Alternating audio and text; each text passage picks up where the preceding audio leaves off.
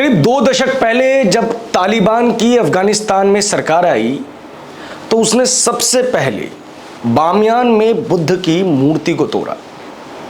मूर्ति तोड़ने का तरीका अगर आपको नहीं पता है तो हम आपको बता दें कि पहले भगवान बुद्ध की मूर्ति के ऊपर टैंक से हमला किया गया और उसके बाद जब अफगानी नाकाम रहे तो मूर्ति में विस्फोटक लगा के उसे तोड़ा गया।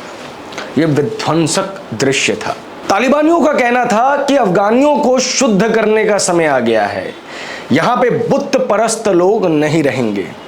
अब बुत परस्त का मतलब समझिए, बुत जो किसी मूर्ति की पूजा करते हैं। तमाम इस्लामिक देश या इस्लामिक कट्टरपंथी सोच के लोग तमाम उन लोगों को हे दृष्टि से देखते हैं जो मूर्ति पूजा में यकीन रखते हैं।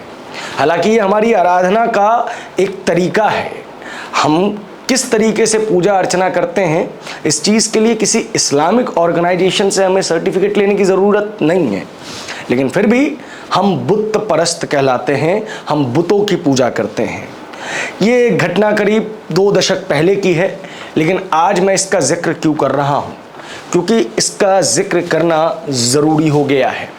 इसका जिक्र करना इसलिए ज़रूरी हो गया है कि भाजपा की पूर्व प्रवक्ता नुपुर शर्मा के बयान पर अब तालिबान ने भी टिप्पणी कर दी है।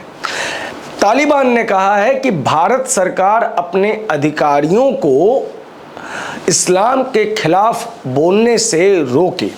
पहली बात तो ये कि नुपुर शर्मा भारतीय जनता पार्टी की प्रवक्ता है, भारत सरकार की नहीं।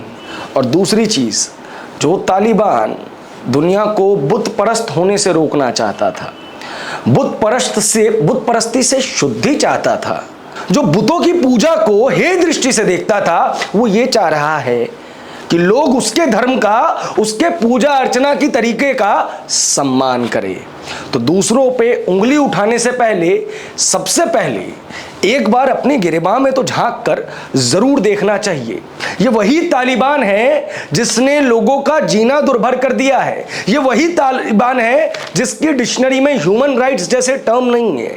ये वही तालिबान है जो वुमेन को ह्यूमन नहीं मानता, सिर्फ और सिर्फ वासना की, यौन इच्छा पूर्ण करने की वस्तु मात्र मानता है।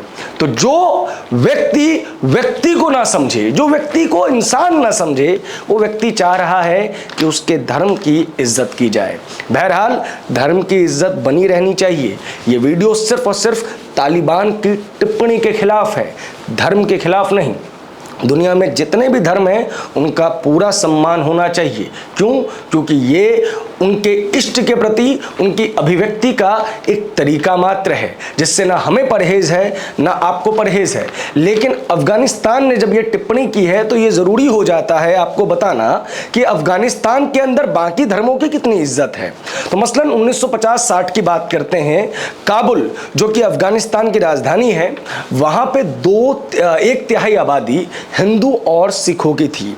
और आज वहाँ की क्या डेमोग्राफी है इससे आप ज़रूर वाकिफ़ होंगे। अगर आप वाकिफ नहीं होंगे तो सिर्फ 1 साल पहले के दृश्य के ऊपर ध्यान दीजिए, जब गुरु ग्रंथ साहिब को ससम्मान अफगानिस्तान से भारत लाया गया था।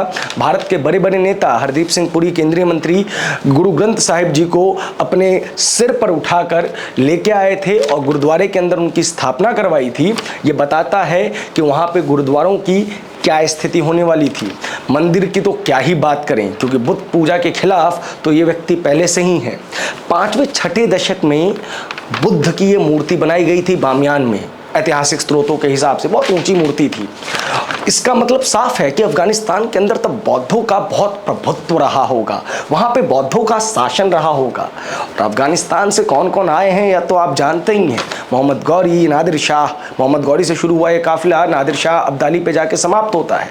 यानी कि पहले वहाँ पे लोगों ने बौद्धों को मारा, इस्लामीकरण किया और उसके कई वर्षों बाद भगवान बुद्ध के प्रतिमा की हत्या की। ये बताता है कि इस्लामिक कट्टरपंथी तालिबानी सरकार बाकी धर्मों की कितनी इज्जत करती है। अब सिर्फ हिंदू मुसलमान की बात नहीं करते हैं या हिंदू सिख की बात नहीं करते हैं। सबको लगता है कि हिंदू बेचारे परेशान हैं इन तालिबानी मानसिकता लोगों से। यहूदियों की बात कर लेते हैं। ये वो कौम है जिसको इतिहास में अगर सबसे ज़्यादा किसी को अगर दबाया गया है तो शायद ये वही कौम है, यहूदी। एक व्यक्ति है जिनका नाम जानना आपके लिए और हमारे लिए बेहद महत्वपूर्ण हो जाता है। इनका नाम है ज़ेबुलेन सिमोनतोव। ज़ेबुलेन सिमोनतोव इतने महत्वपूर्ण व्यक्ति क्यों हैं? क्योंकि इन्होंने भी अफ़गानिस्तान छोड़ दिया है और ये आखिरी यहूदी थे जिन्होंने अफ़गानिस्तान को छोड़ दिया। जी हाँ, खबर 17 अगस्त 2021 की है।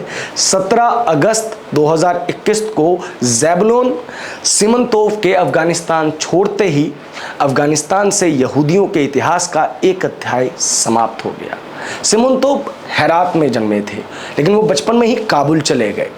हेरात वो जगह थी जहाँ पे सैकड़ों की तादाद में यहूदी रहते थे, लेकिन अब वहाँ पे यहूदियों का नामो निशान भी नहीं है। सिमोनतोव के जाते ही आखिरी यहूदियों का जो आध्यात्मिक स्थल था, पूजा अर्चना का स्थल था, वो बंद हो गया। और सिमोनतोव खुशी खुशी तो गए नहीं होंगे। इससे पहले जब तालिबान की सरकार 2 दशक पहले आई थी, तब भी सिमोनतोव तजाकिस्तान जाके छुप गए थे। हालांकि कुछ समय बाद ही वो काबुल वापस आए, लेकिन उनके बेटे और बेटियां तजाकिस्तान से सीधा इजराइल की तरफ रवाना हो गए। तो किस तरीके से अफगानिस्तान की तालिबानी सरकार बाकी धर्मों की इज्जत करती है, ये तो आपने जान लिया। अब बात करते हैं ह्यूमन राइट्स की, बात करते हैं वुमेन राइट्स की। Human rights, right to protest हर एक डेमोक्रेसी का अधिकार है। डेमोक्रेसी को डेमोक्रेसी तभी कहा जाएगा जब हर व्यक्ति अपनी बात रख सके। अगर मोहम्मद साहब के ऊपर कोई आपत्तिजनक टिप्पणी भारत में हुई, तो क्या भारत के अंदर शिवलिंग के ऊपर, हिंदू देवी देवताओं के ऊपर आपत्तिजनक टिप्पणियां नहीं हुई हैं? लोगों ने विरोध के तरीके अपने अपने जाहिर किए हैं। फर्क ये है कि एक कौम जहां संविधान के रास्ते, कानून के रास्ते विरोध दर्ज करवाता है, वहीं दूसरी कौम ईश निंदा के लिए, जो कि भारत में ईश निंदा के ऊपर कोई कानून नहीं है, ईश निंदा के लिए सर कलम करने के लिए फतवा जारी कर देता है। बहरहाल आज बात हिंदुस्तान की नहीं, आज बात सिर्फ अफगानिस्तान की, जहां पे इस्लामिक डेमोक्रेसी है। और आपको बता दें कि तालिबानियों ने क्या कहा है, ये जानना आपके लिए बेहद ज़रूरी है। तालिबान के प्रवक्ता हैं ज़बीहुल्लाह मुजाहिद। उन्होंने कहा है कि भारत की सत्ताधारी पार्टी के एक अधिकारी ने पैगंबर मोहम्मद के बारे में अपमानजनक शब्दों का इस्तेमाल किया है। अफगानिस्तान का इस्लामिक अमीरात सख्त तौर पर इसकी निंदा करता है। ये स्टेटमेंट इसलिए पढ़ा गया है ताकि आपको बताया जा सके कि वहाँ पे डेमोक्रेसी नहीं है, वहाँ पे इस्लामिक अमीरात है। यानी कि वो देश अपने आप को पहले ही एक धर्म से जोड़ चुका है। वो देश जहाँ पे बौद्धों के अवशेष मिले हैं, वो देश जहाँ की स्वतंत्रता से पहले वहाँ के राजा एक हिंदू रहे हैं, वो देश जहाँ सैकड़ों की संख्या में यहूदी पाए गए, वो देश इस्लामिक अमीरात है। तो उसने बाकी धर्मों की किस तरीके से इज्जत की होगी, बाकी धर्मों की भावनाओं की किस तरीके से इज्जत की होगी, देखभाल की होगी, ये तो आपको समझ में आ ही गया होगा। लेकिन फिलहाल सिर्फ उन्हीं धर्मों की महिलाओं की बात कर देते हैं। एक दौर में जब रूस का शासन अफगानिस्तान पे होता था, तो कहते हैं कि अफगानिस्तान काफ़ी डेवलप्ड कंट्रीज़ में से था। वहाँ पे महिलाओं को पूर्ण रूप से अधिकार दिए जाते थे। आज का यूरोप जैसे आपको नज़र आता है, उसी तरीके से उस वक्त का अफगानिस्तान नज़र आता था। लेकिन आज वही महिलाएं, अगर 8 वर्ष से ऊपर की कोई बच्ची है, तो उसको घर से जब निकलना है तो पूर्ण रूप से ढक के निकलना है। यानी कि आपको कपड़े पहनने की स्वतंत्रता नहीं है। आपने तालिबानी आतंकवादियों के वो मंशे ज़रूर देखे होंगे, जब वो पोस्टर के ऊपर जो महिलाएं थी उनके मुंह पे कालिक पोत रहे थे। वो पोस्टर के ऊपर अगर इस तरीके से कालिक पोत रहे थे, तो वहाँ पे महिलाओं के राइट्स की क्या स्थिति होगी, यह आपने समझ ही लिया होगा। फिर बात करते हैं जर्नलिज्म की, मीडिया की। वहाँ पे जो फीमेल एंकर्स होती हैं, उनकी सिर्फ आंखें नज़र आती हैं, यानी कि उनको अपना चेहरा दिखाने की भी अनुमति नहीं है। और तो और अगर अफगानिस्तान में तालिबान सरकार के खिलाफ आप प्रोटेस्ट करेंगे तो आपके ऊपर कोरे बरसाए जाएंगे। इस तरीके का तालिबान का कानून है। जो तालिबान इंसानियत की इज्जत नहीं कर सकता, इस दुनिया में कोई भी धर्म इंसान से ऊपर नहीं है, वो क्या अन्य धर्मों की इज्जत करेगा? तो अफगानिस्तान की सलाह को भारत जरूर मानेगा। भारत सहिष्णु देश है, भारत वसुदेव कुटुंबकम की परंपरा को मानता है। लेकिन क्या भारत के मुसलमान या भारत के सेक्युलर लोग अफगानिस्तान की बातों का विरोध करेंगे? क्योंकि अब बात धर्म की नहीं है, अब बात मुल्क की है। इसमें हर एक व्यक्ति को यह तय करना होगा कि वो धर्म के साथ है या मुल्क के साथ है।